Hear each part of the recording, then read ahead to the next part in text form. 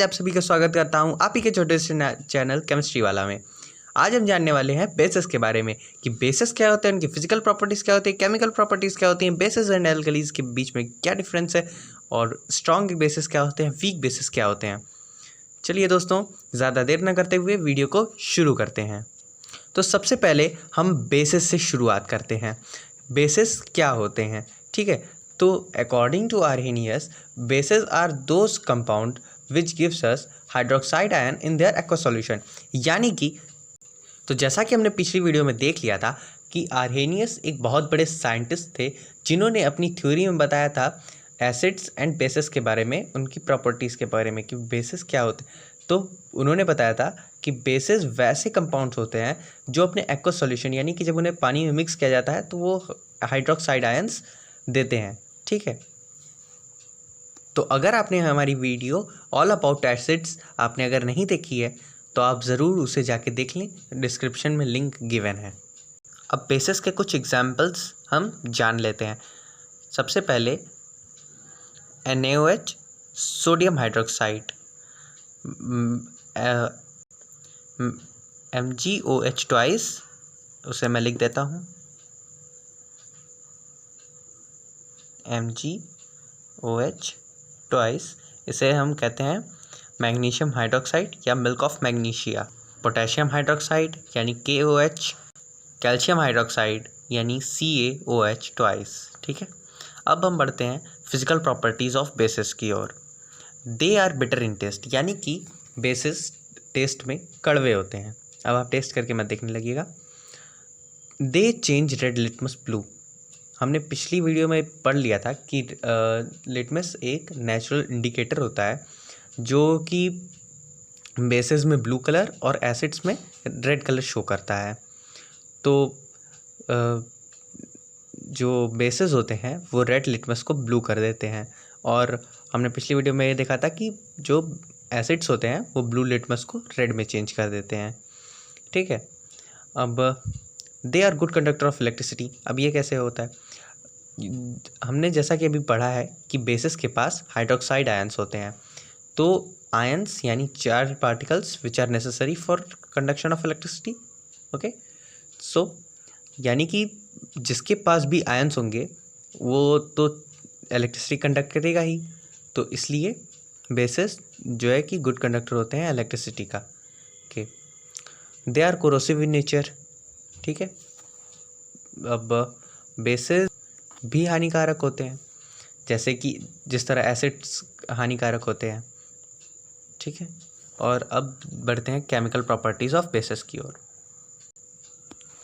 Base plus acid gives us salt, water and heat, इसे हम neutralisation reaction भी कहते हैं, जिसमें कि बेस और एसिड एक दूसरे को न्यूट्रलाइज करने की कोशिश करते हैं, जिसमें हमारे पास सॉल्ट फॉर्म होता है, वाटर फॉर्म होता है, और ये जो न्यूट्रलाइजेशन रिएक्शन है वो एक्सोथर्मिक होता है, और ये neutralisation reaction double displacement reaction होता है, ठीक है।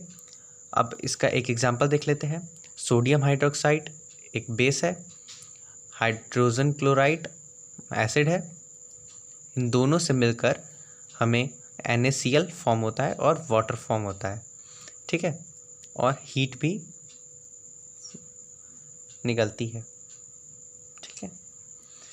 Base plus metal gives us salt and hydrogen gas, okay. अब बेस तो मेटल का ही हाइड्रोक्साइड होता है, तो फिर ये मेटल से कैसे रिएक्ट करता है। ये मेटल से रिएक्ट नहीं करता है, मतलब मेटल से ही रिएक्ट करता है, लेकिन जो मेटल्स होते हैं वो एम्फोटेरिक मतलब ऐसे मेटल्स होते हैं जो कि एम्फोटेरिक ऑक्साइड फॉर्म कर सकते हैं, जैसे एल्युमिनियम, जिंक। एल्युमिनियम ऑक्साइड बनाता है Al2O3, वो जो कि एक एम्फोटेरिक ऑक्साइड होता है जो बेसिस एंड एसिड दोनों की तरह रिएक्ट करता है, एक्ट करता है। उसे हम किसी और वीडियो में समझेंगे, पहले ये देखते हैं। NaOH सोडियम हाइड्रोक्साइड, एल्युमिनियम, इसमें वाटर भी मिक्स किया जाता है, और इससे हमें मिलता है सोडियम मेटा एल्यूमिनेट, और हाइड्रोजन गैस इवॉल्व होती है।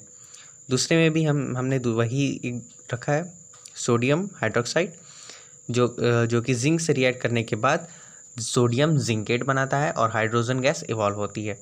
अब जब बेस किसी नॉन मेटल ऑक्साइड से रिएक्ट करता है तो वो सॉल्ट और हाइड्रोजन गैस ही इवॉल्व करता है। बेस हमने कैल्शियम हाइड्रोक्साइड लिया है, non metal oxide carbon non metal है, उसके oxide CO2 carbon dioxide, okay, और उससे हमारा सॉल्ट फॉर्म होता है कैल्शियम कार्बोनेट। कैल्शियम कार्बोनेट को हम लाइमस्टोन या चॉक भी कहते हैं, और हमारी हाइड्रोजन गैस यहाँ पे इवॉल्व होती है। ठीक है, अब जल्दी जल्दी जान लेते हैं कि बेसिस एंड एल्कलीज क्या होते हैं, और मतलब एल्कलीज क्या होते हैं ज़्यादातर, और क्या उसकी डिफिनीशन होती है। Alkalis are those bases which can fully dissolve in water, यानी कि एल्कलीज भी बेस ही होते हैं। ठीक है, तो वो वैसे बेस होते हैं जो कि पूरी तरह से वाटर में डिज़ोल्व हो सकें। ठीक है, तो उसके एग्जांपल्स हैं potassium hydroxide, sodium hydroxide, calcium hydroxide, magnesium hydroxide और भी बहुत। अब देखते हैं कि स्ट्रॉन्ग बेसिस क्या होते हैं, वीक बेसिस क्या होते हैं।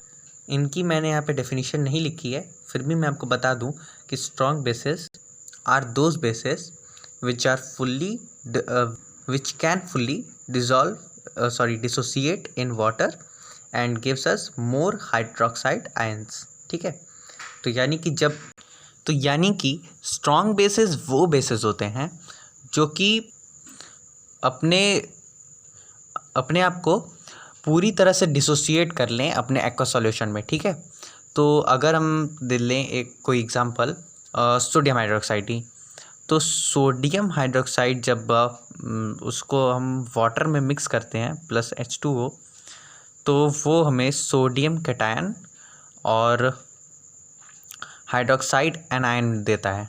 ठीक है, और वीक बेसिस वो बेसिस होते हैं जो कि पूरी तरह से डिसोसिएट नहीं हो पाते हैं अपने एक्वा सॉल्यूशन में। अब इसका सबसे अच्छा एग्जांपल है NH4OH, यानी कि एमोनियम हाइड्रोक्साइड। ठीक है, एमोनियम हाइड्रोक्साइड वो पूरी तरह से डिसोसिएट नहीं हो पाता है अपने एक्वा सॉल्यूशन में। ठीक है, तो चलिए दोस्तों, आज की वीडियो को यहीं पे ख़त्म करते हैं। अगर आपने अभी तक हमारे चैनल को सब्सक्राइब नहीं किया है तो सब्सक्राइब कर लीजिए, लाइक कीजिए और अपने दोस्तों के साथ इस नॉलेज को ज़्यादा से ज़्यादा शेयर कीजिए। थैंक यू, जय हिंद।